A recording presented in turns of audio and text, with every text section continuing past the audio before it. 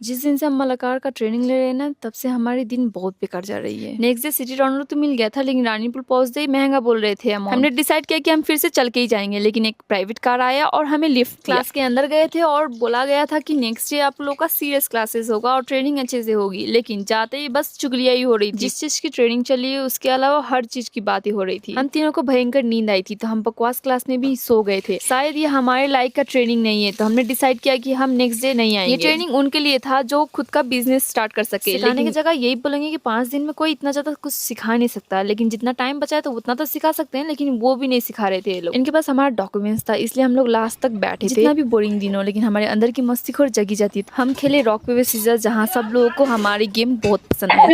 Rock paper scissor में बस 6 खाया हमने, 8 खाया, 5 खाया हमने, 8 9 पीस खाया है। पैसा दे, सब पैसा मांग रही है।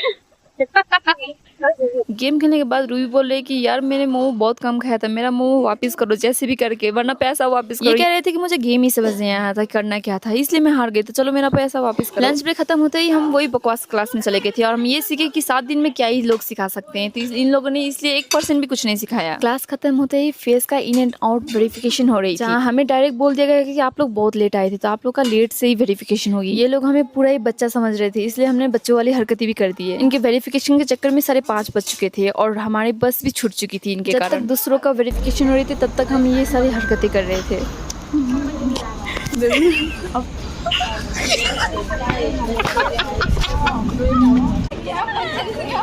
देन हम बस के लिए वेट कर रहे थे। जब तक बस नहीं आएगी तब तक हम घर भी नहीं जाएंगे, क्योंकि बिना काम का हमारा खर्चा ही हो रहा था, हम कुछ सीख नहीं रहे थे। थोड़ी देर के बाद एक खाली बस आया था, तो हम तीनों चढ़ गए। 9 मील से गैंगटोक जाने के लिए 100 रुपीज लगती है, उधर हमें बस 50 रुपीज देना पड़ा। उसके बाद हम घर पहुंच गए थे।